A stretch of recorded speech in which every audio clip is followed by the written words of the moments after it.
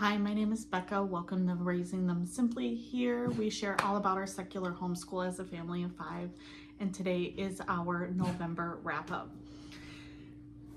Guys, we made breakthroughs. We've made a breakthrough.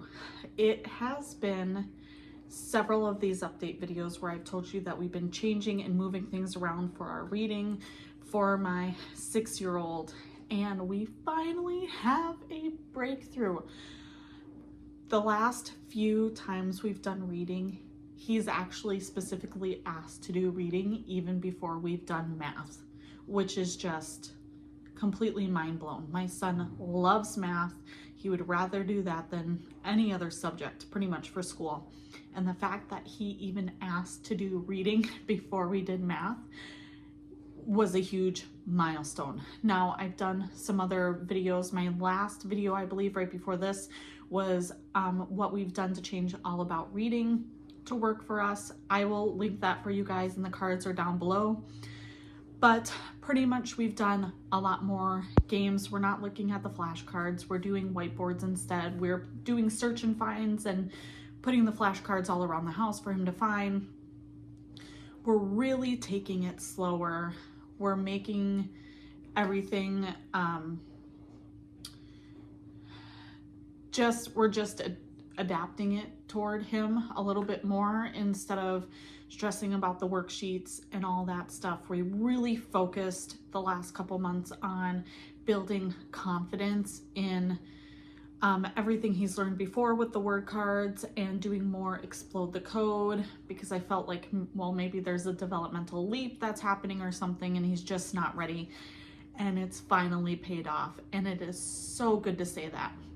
One of the things, or another thing that we did change is before when we were doing school, we would do math and reading every day.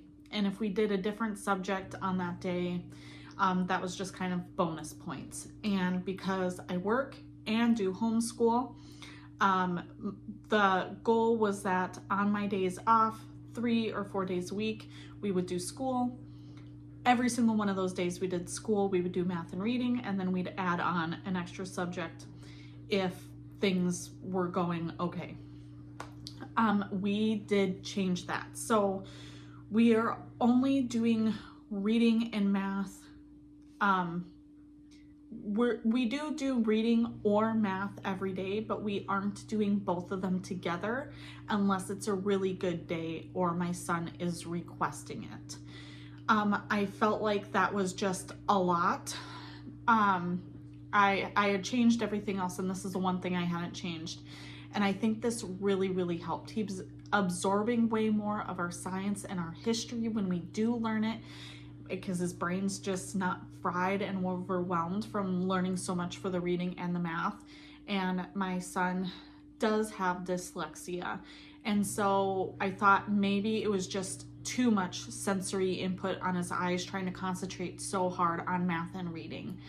And that, I think, in a combination with everything else, really allowed his brain to absorb and take in everything for math when he was doing that, everything for reading when we were doing that, and then being able to relax a little bit more when it came to learning about our science and our history. So it's just been a great month, especially with the holidays and stuff. I thought it was going to be a little more touch and go, but it's been great. One other thing I did actually decide on as well is we are not going to do traveling in the States from the Waldock Way. Now, I did do a first grade curriculum haul, and in that I showed you how we purchased it, and I was really, really excited for it.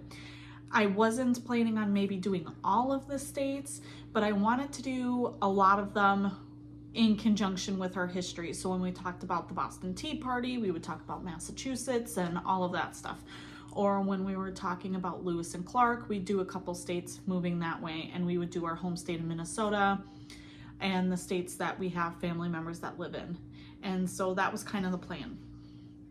I just decided that we're just not going to do that. It's just, I felt like it was a lot.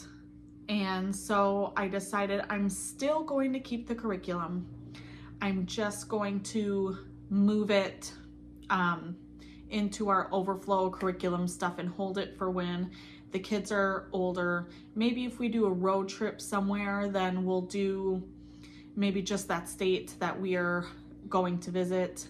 Maybe we'll do Minnesota, you know, and stuff, but we're not going to do it all together as one big curriculum right now. I still have that coloring map, and if you didn't see that video, it's just this really large poster board that's black and white with all the states on it, and we were going to color in each state as we learned about it. I'm debating whether or not to still keep that and maybe color it in the 13 colonies, since we're learning about those, and then coloring in, you know, some important states to us.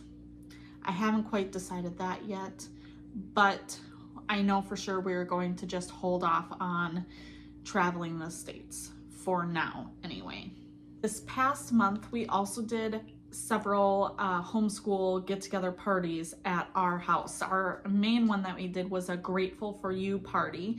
We had 15 kids over at our house, and we read this book. It's called Gratitude is My Superpower by Alicia Ortega.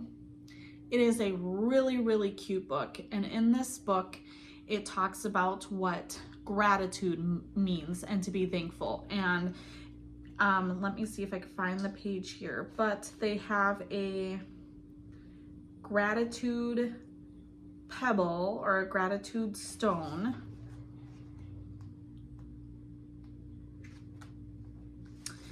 And her mom says if you hold this stone, it will help teach you how to be to show gratitude or to be thankful for what you have around you. She squeezes this stone every time she's frustrated or upset about something, and she finds something to be thankful for, and then by the end she's doing it on her own without the stone. So we had this book that we read to all the kiddos, and then we got a Nat Geo I don't know if you could call it a science kit, but they have tons of different kits that we've used before, and they had one with stones that you can paint.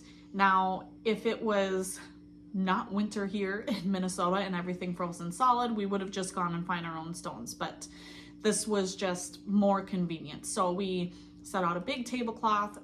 Each kid got a stone. They got to paint it and take it home with them, so they had their own gratitude stone. That was just something extra that we did right before Thanksgiving.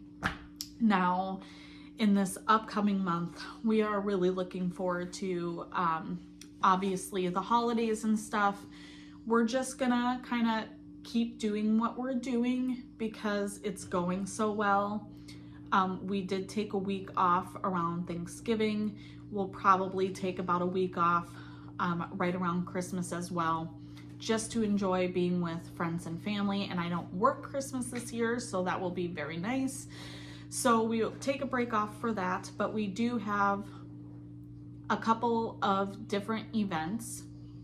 One, we are doing Christmas cards for the troops. We have a Air Force National Guard unit that is deployed overseas, and we are going to get together with some homeschool friends. We're gonna make a bunch of cards and stuff for them and send some candy on over to their base as a way to say thank you and for protecting us and all that stuff. So we're gonna learn about the military a little bit, what this unit's primary role is, and send all that stuff over to them overseas.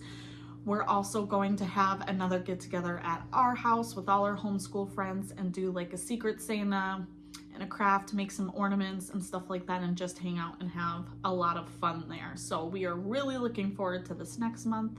And of course, I will bring you guys along for the journey and share everything that goes on in our next month update. But if you like this video, please give it a thumbs up. It really helps my channel know what kind of videos you like. Leave a comment down below. Let's get that conversation started. Let me know what's going well, maybe not so well in your homeschool, and what you're looking forward to. And hit the subscribe button. It is a free way to get notified of future videos on my channel, and it really helps support me and my family. And I will catch you guys next time. Bye.